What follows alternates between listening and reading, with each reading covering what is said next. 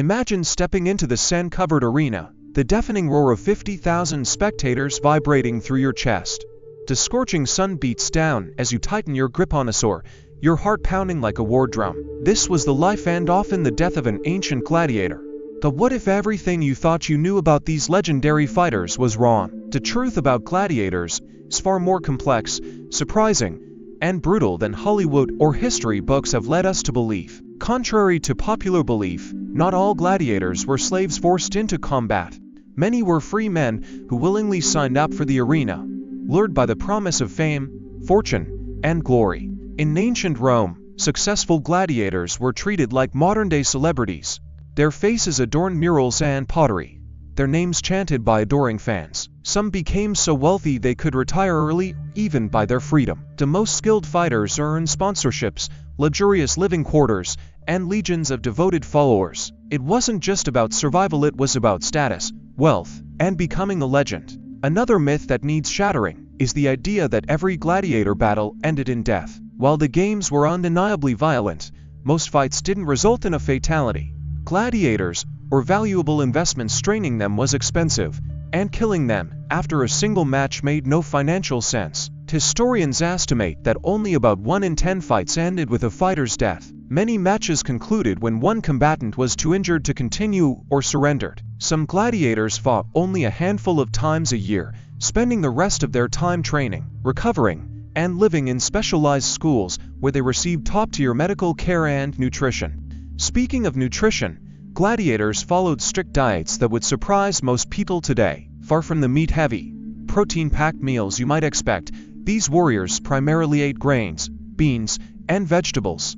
Archaeologists studying gladiator bones discovered high levels of plant-based nutrients, suggesting a diet rich in barley and lentils. They even drank a strange concoction made with ash, believed to strengthen bones. Their training regimens were just as disciplined, with professional coaches, physiotherapists, and carefully planned exercise routines.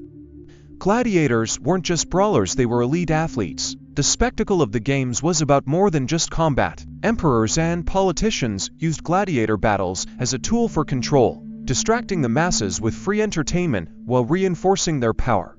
The Colosseum and other arenas were stages for political propaganda, where rulers could demonstrate their wealth and generosity by hosting extravagant, blood-soaked events. Some emperors, like Commodus, even stepped into the arena themselves, though their fights were often rigged in their favor. The games also featured wild animal hunts, public executions, and even mock naval battles where the arena was flooded for dramatic effect. The goal was always the same: keep the people entertained, obedient, and loyal. One of the most dangerous aspects of being a gladiator wasn't just the opponent in front of you, it was the unpredictability of the arena itself. Trapdoors released lions and bears, hidden mechanisms could change the terrain mid-fight, and some battles took place on rotating platforms to disorient the fighters.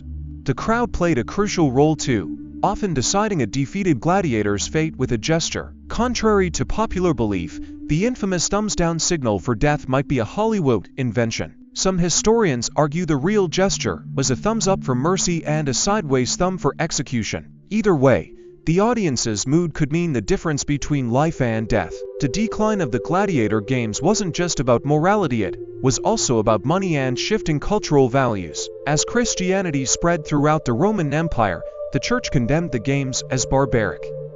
That the final blow came from economics. Staging these spectacles was astronomically expensive. Feeding exotic animals, maintaining massive arenas, and paying gladiators drained the empire's resources. By the 5th century, the games had largely faded away, though rumors persisted of secret fights continuing long after they were officially banned. The legacy of the gladiators endures today, not just in movies and books, but in how we understand entertainment, fame, and the extremes of human endurance. They were more than just warriors, they were symbols of Rome's power, its brutality, and its obsession with spectacle. The next time you hear about gladiators, remember the truth behind the myth.